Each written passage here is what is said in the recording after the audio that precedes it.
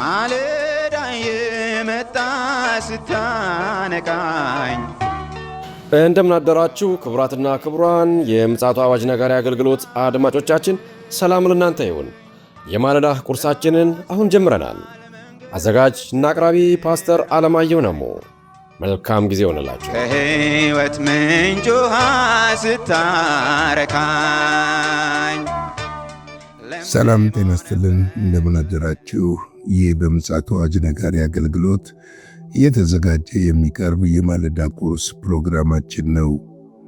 ወደ ዛሬው የማለዳ ቁርስ ፕሮግራማችን ከማለፋችን በፊት ይህንን ማለዳ የሰጠንን እግዚአብሔር አምላካችንንና አባታችንን አብረን አመስግነን ወደ ዛሬው የማለዳ ቁርሳችን እናልፋለን። የዘላለም አምላክ በዘላለም ዙፋን ላይ ያለ የተፈራህና የተከበርክ አምላካችንና አባታችን እግዚአብሔር ሆይ በምሕረትህና በቸርነትህ ይህን ማለዳ ስለሰጠን እናመሰግንሃለን። ነው ደግሞ በዚህ ማለዳ ስለተደረገልን ምሕረት፣ ቸርነት፣ ይቅርታ ሁሉ ክብር ምስጋና ለአንተ ይሁን። ያልጠፋነው ከምሕረትህ የተነሳ ነው። ስለዚህ በምሕረትህ ተሸሽገን ተከልለን በደም ደግሞ አጥበህን ቀድሰህ መርገማችንን ከኛ ወስደህ ልጆች ብለህ ልጠራን ስለወደድክ ክብር ምስጋና ለአንተ ይሁን። ዛሬ ደግሞ በፊትህ ይሄንን ሕያውና ቅዱስ የሆነውን ቃልህን እንካፈል ዕድል ስለሰጠን እናመሰግንሃለን። ይህንን ቃልህን ባርክልን። በቃል መንፈስ ሕይወታችንን ታንጸውም ዘንድ በኢየሱስ ክርስቶስ ስም እንጠይቃለን። ሁሉ ግን ለስም ክብር ይሁን። ስለ ሁሉ ነገር ተመስገን። በኢየሱስ ጌታ ድንቅ ስም አሜን።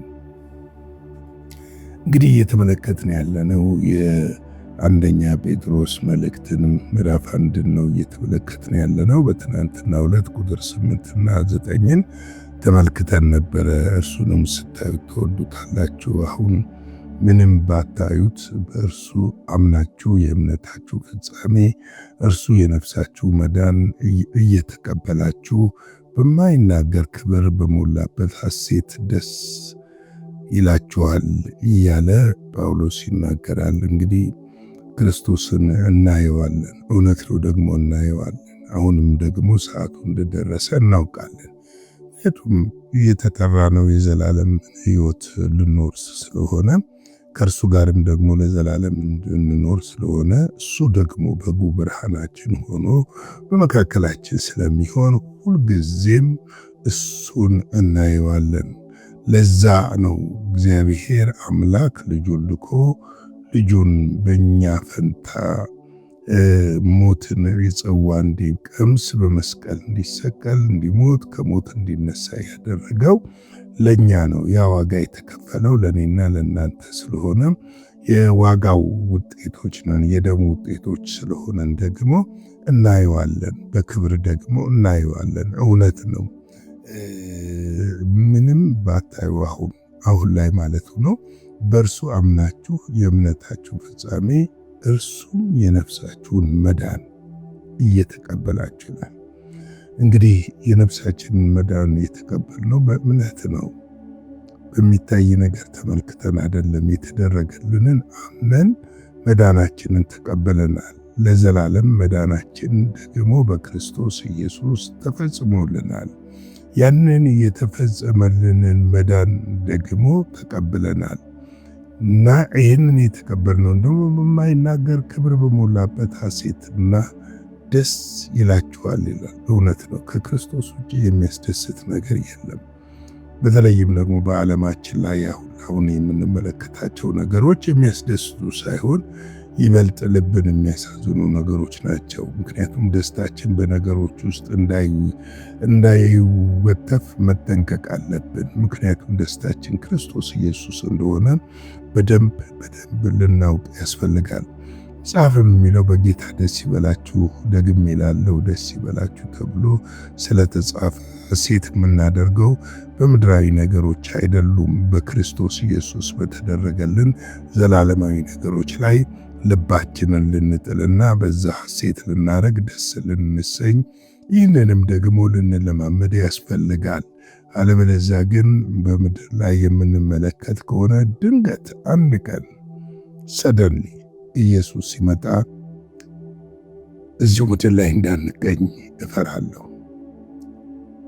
ከሚነጠቁት ከሚሄዱት በናፍቆትና በጉጉት እርሱን ከሚጠብቁት እንድንሆን እግዚአብሔር እንዲረዳን እግዚአብሔር አምላኬን እጠይቃለሁ።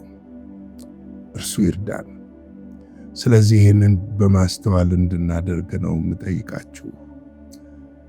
ዛሬ የምንመለከተው ቁጥር 10 ነው። ቁጥር 10 እንደዚህ ይላል፣ ከእናንተ ስለሚሰጠው ይቅርታ ደግሜ ላንብበው። ለእናንተ ስለሚሰጠው ጸጋ ትንቢት የተነገረት ነቢያት የተናገሩት ነቢያት ስለዚህ መዳን ተግተው እየፈለጉ መረመሩት ይላል። እንግዲህ ከኛ በፊት አባቶቻችን የነበሩት ክርስቶስ ኢየሱስን ሲገለጥ ማየት ፈልገው ነበር፣ ጓጉተው ነበረ። የትንቢቱንም ፍጻሜ ማየት ፈልገው ነበረ። ይህንን ለኛ የተሰጠነውን የጸጋን ዘመን ይናፍቁ ነበረ። ብዙዎች በናፍቆት ነበሩ። በተለይ ዕብራውያን 11ን ስናጠና ምዕራፍ 11 ስናጠና ምን አይነት ናፍቆት በእነሱ ውስጥ እንዳለ በደንብ ልናውቅ ልንገነዘብ እንችላለን። ጓጉተው ነበረ፣ ናፍቀው ነበር፣ ግን አላዩትም። የሚገርመው ነገር ያለኛ ሙሉ እንዳልሆኑ እግዚአብሔር ስለቆጠረ የእኛን መግባት እንዲጠብቁ አደረገ። የአሕዛብን መዳን ሙላት እስኪሆን ድረስ ደግሞ በትዕግስት እንዲጠብቁ አደረጋቸው። ምክንያቱም እኛ መግባት ነበረብን፣ እኛ መዳን ነበረብን፣ እኛ ከጨለማ ማምለጥ ነበረብን። እኛ የልጁን የኢየሱስ ክርስቶስ ደም ታጥበን ጸጋውን ማግኘት ነበረብን። ያንን ስለኛ ስለ ጸጋው ትንቢት የተናገሩ ነቢያት ግን ያንን ጸጋ ሳያዩት ነው በሕግ ዘመን ውስጥ ተናግረው አሻግረው ባዩ ግን ሊደርሱበት እንደኛ ሊቀበሉት አልቻሉም። እና እነሱ ያንን ያደረጉበት ያላዩትን እኛ ግን መዳንን ተግተው እየፈለጉ ነበር። መረመሩት ግን አላገኙትም። እኛ ግን አገኘ ነው። እኛ ግን ተቀበል ነው። እኛ በሱ ሞትና ትንሣኤ ያለምንም ልፋትና ድካም ያለምንም ሥራ ወደ ክርስቶስ ኢየሱስ መንግሥት መግባት ሆነልን። እነሱ ብዙ ለፍተዋል፣ ሕግን ሊፈጽሙ አልቻሉም። ብዙ ነገሮችን ተናግረዋል። የተናገሩትን ነገር ግን እንደኛ ማየት እንደኛ ጸጋውን መቅመስ ይቻሉ። ይህንን ዕብራውያን 11 ላይ በደንብ የሚነግረን ክፍል ነው። ምክንያቱም ያ ክፍል በደንብ ስለዚህ ጉዳይ ያወራልና እንደው አንዴ ሄደን አንዷን እንትን ብቻ እንመልከት። እንደዚህ ይላል። ከቁጥር 9 ደግሞ ላንብበው። ለእንግዶች እንደሚሆን በተስፋ ቃል በተሰጠው አገር በድንኳን ኑሩ። ያንንም የተስፋ ቃል አብረውት ከመውረስ ከሚወርሰው ከይስሐቅ ከያዕቆብ ጋር እንደ ምጻተኛ በእምነት ተቀመጡ። መሰረት ያላትን እግዚአብሔርን የሰራትን የፈጠራትን ከተማ ይጠብቁ ነበረ። ተስፋ የሰጠው የታመነ እንደሆነ ስለቆጠሮች ሳራ ራሷ ደግሞ ዕድሜዋ እንኳን ካለፈ በኋላ ዘርን ለመጸነስ ኃይልን በእምነት አገኘች። ስለዚህ ደግሞ በብዛታቸው እንደ ሰማይ ከዋክብት እንደሚቆጠርም በባህር ዳር እንዳለ አሸዋ የነበሩት የሙታን ሰው እንኳን ከመሰለው ከአንዱ የሞተ ሰው እንኳን ከመሰለው ከአንዱ ተወለዱ። እነዚህ ሁሉ አምነው ሞቱ፣ የተሰጣቸውን የተስፋ ቃል አላገኙምና። ዳሩ ግን ከሩቅ ሆነው አዩትና ተሳለሙ። በምድሪቱም እንግዶችና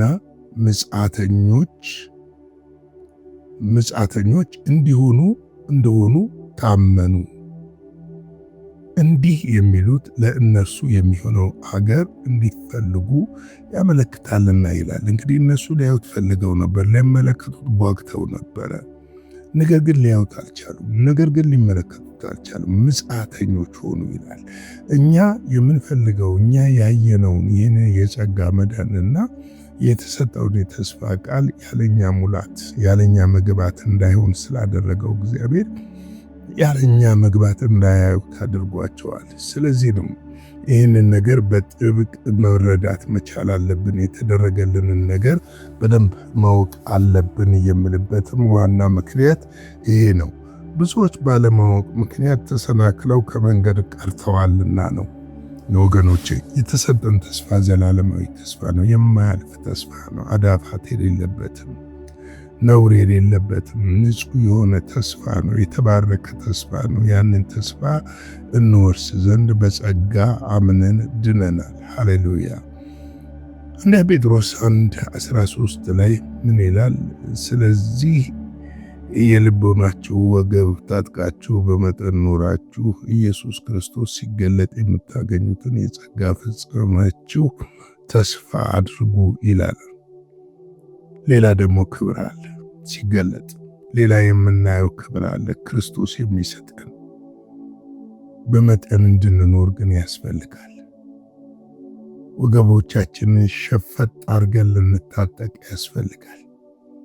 የእምነት መታጠቂያን ታጥቀን የእግዚአብሔርን ቃል ተጫምተን የእውነትን ሰይፍ ይዘን ልንቆም ያስፈልጋል። ምክንያቱም ኢየሱስ ክርስቶስ ሲገለጥ የምናገኘው ክብር አለ፣ አክሊል አለ፣ ከበረ ነገር አለ። ለዛ ልንበቃ ያስፈልጋል። ዘመናችንን በቤቱ አሳልፈን ዕድሜ ቆጥረን እንዳንሄድ ያስፈራል። አሁን ያለው ዘመን እንደዛ ስለሆነ፣ ስለዚህ ነው ይህንን ነገር በደንብ ማወቅ አለብን ብዬ ማስበው። ማቴዎስ 13:17 እውነት እላችኋለሁ ብዙዎች ነቢያቶች፣ ጻድቃን የምታዩትን ሊያዩ ተመኝተው አላዩም፣ የምትሰሙትን ሊሰሙ ተመኝተው ምን አላደረጉም? አልሰሙም። ምን አይነት እድል እንደተሰጠን በግልጽ የሚያስረዳ ክፍል እንደሆነ ልናይ ያስፈልጋል።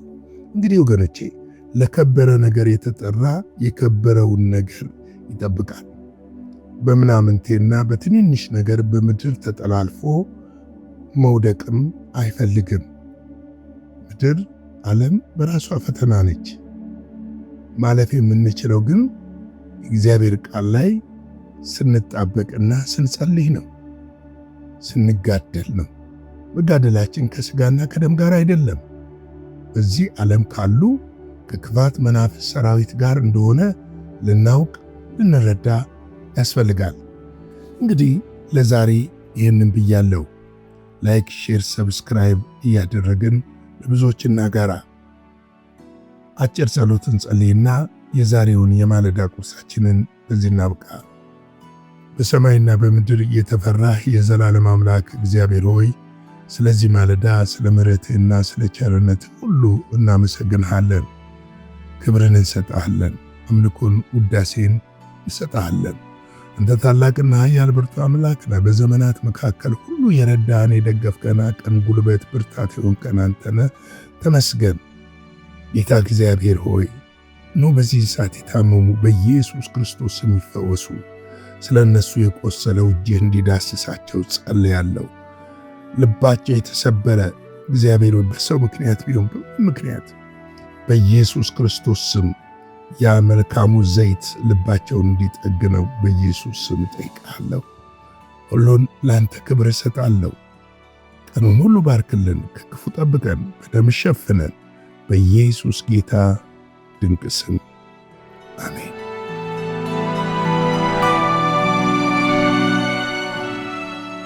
በነበረን የመልእክት ክፍለ ጊዜ እንደተባረካችሁ ተስፋ እናደርጋለን። በነገው ማለዳ በሌላ ዝግጅት እንገናኛለን። መልካም ቀን።